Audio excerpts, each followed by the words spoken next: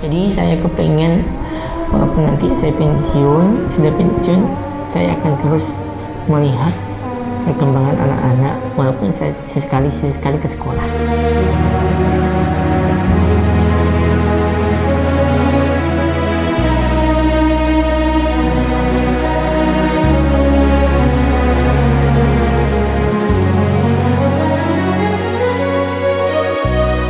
Awalnya itu sebelum jadi guru tuh saya berpikir sulit nggak sih, payah nggak sih jadi guru, tapi begitu dijalani memang orang melihat menjadi guru itu nyaman, gaji sekian, tunjangan sekian, tapi mereka tidak tahu di dalam itu mendidik anak orang itu begitu susahnya, begitu tadi bilang itu beban ajar itu untuk mendidik itu benar-benar tanggung jawabnya nih di sini di kepala.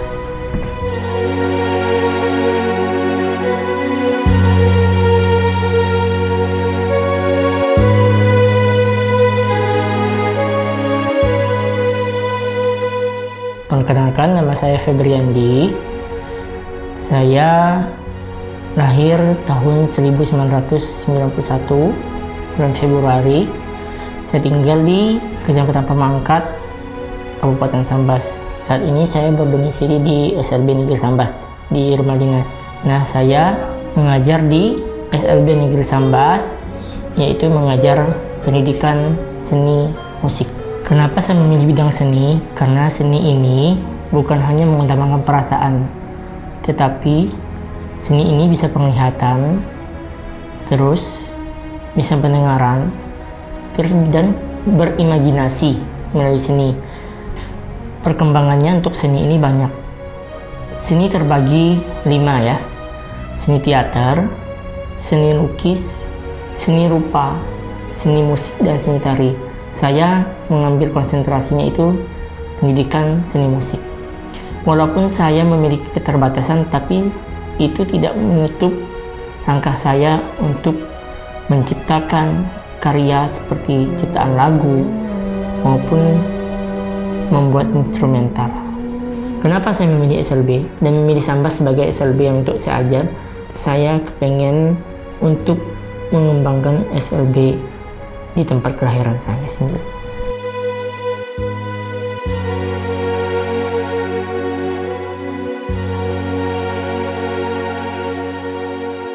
Saya mulai mengajar itu dari tahun 2020 bulan September tanggal 15 sampai sekarang. Awal mula saya mulai mengajar itu karena kan ini kan langsung terjun ke dunia lapangan kerja ya. Jadi begitu mengajar anak-anak, ada perasaan grogi, ada perasaan gugup menghadapi anak-anak itu. Tapi dengan seiringnya waktu, akhirnya saya sudah terbiasa dengan anak-anak. Tapi awalnya saya tidak terpikir akan jadi guru. Tidak terpikir awalnya, entah saya jadi musisi kah, entah jadi seniman kah. Tapi pada akhirnya, saya melihat, oh ya, background orang tua saya awalnya guru. Saya cobalah lanjutkan untuk menjadi guru. Sebelum kita mengajar mereka itu, kita perkenalkan dulu apa sih yang dimaksud dengan seni ini. Contohnya, kita ambil contoh seni musik itu piano. Mereka pasti bertanya, Pak, piano itu apa? Nah, pendekatannya itu kita jelaskan, ini piano. Terus cara memainkannya bagaimana? Seperti ini. Jadi saya cari metodenya itu interaktif, empati terhadap mereka, gitu. Jadi tidak hanya pendekatan aja, tapi kita rangkul sebagai anak kita sendiri. Jadi mereka tuh merasa, oh iya, Bapak ini mengajar kami bukan hanya sebagai guru, tapi sebagai anaknya juga. Jadi cara kita mengajar pun beda dengan guru yang umum. Kadang IQ itu tidak sama semuanya. Tiap disabilitas itu tidak sama. Kadang yang IQ-nya sedang, ada yang dah lumayan pintar, ada yang di bawah kadang-kadang. Nah, untuk yang sedang maupun yang di atas, oke lah kita ngajarnya kan agak cepat kan. Tapi yang di bawah IQ-nya itu rata-rata itu kita betul-betul mengajarnya dengan pendekatan yang spesifik. Jadi pertama, contohnya piano. Nah, harus dipegang tangannya ini. Kita arahkan sampai mereka dari notasi 1 sampai 8 itu harus bisa semua. Nah, saya mengajar mereka itu melalui indera perabaan. Jadi saya pegang tangan mereka, satu-satu saya ajarkan yang IQ-nya awalnya mereka itu belajar itu tidak percaya diri, tidak bisa sama sekali, akhirnya sampai bisa. Itulah karena kita pendekatannya itu penting. Karena kan ada guru yang tidak mau itu anak kan, tapi saya enggak. Semua anak itu sentuh, saya bimbing dengan sepenuh hati. Jadi mengajarkan mereka bina diri, cara memakai baju, itu kan termasuk dalam pelajaran program khusus ya untuk tunanetra ini. Jadi cara memegang tongkat bagaimana, mengarahkan tongkat ke jalan itu bagaimana. Nah terus memegang sendok saat makan, terus menyimpan gelas di posisinya, terus mengajarkan mereka arah jarum jam, dan dari sini jam berapa. Nah 1, 2, 3 itu harus dipegang badannya. Terus juga mengajarkan anak-anak itu yang tunanetra itu menggunakan braille, mengajarkan braille itu harus. Itu masuknya program khusus. Momennya adalah ada suatu anak yang begitu diajar itu langsung aktif. Apa yang saya suruh dia selalu lakukan.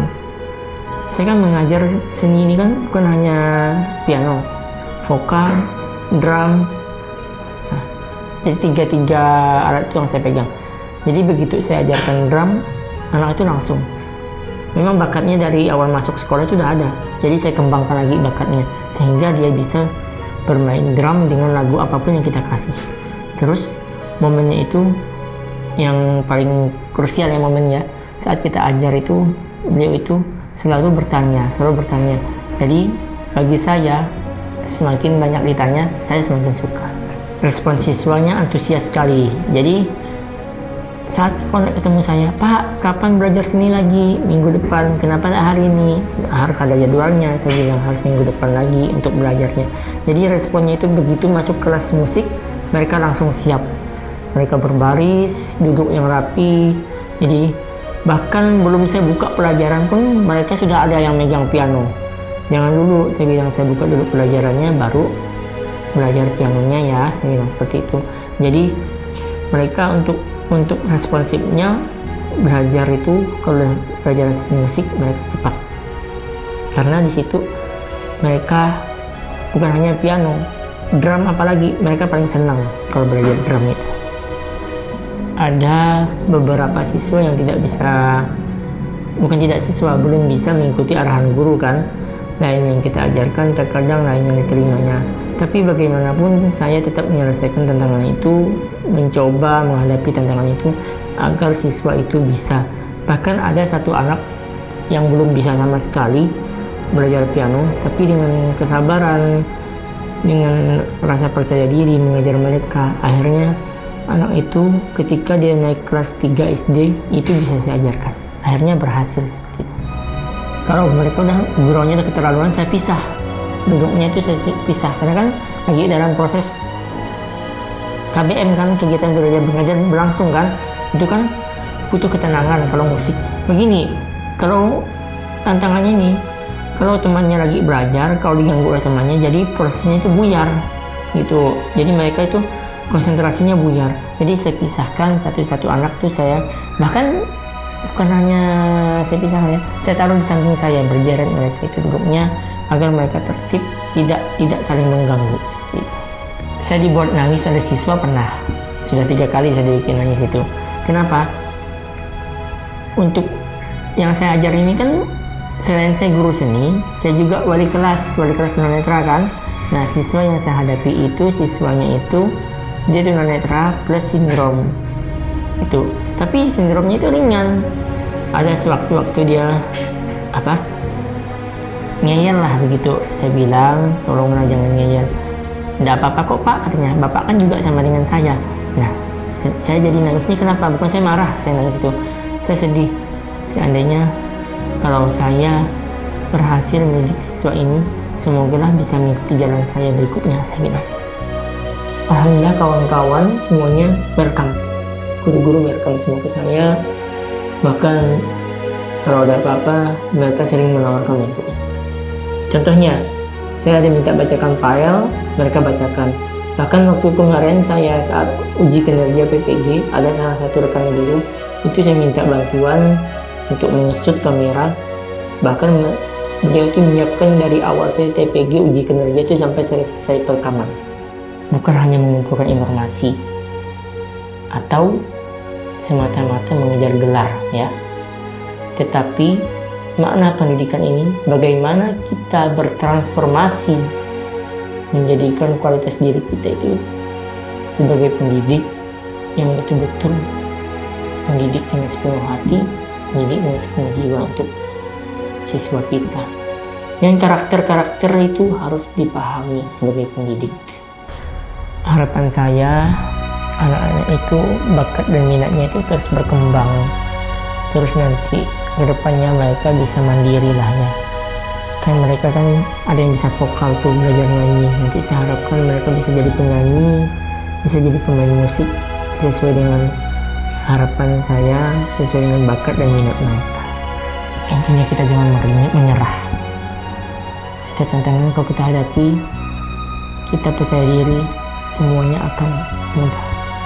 Jadi tetap berbaik sangka, tetap optimis, jangan mudah menyerah.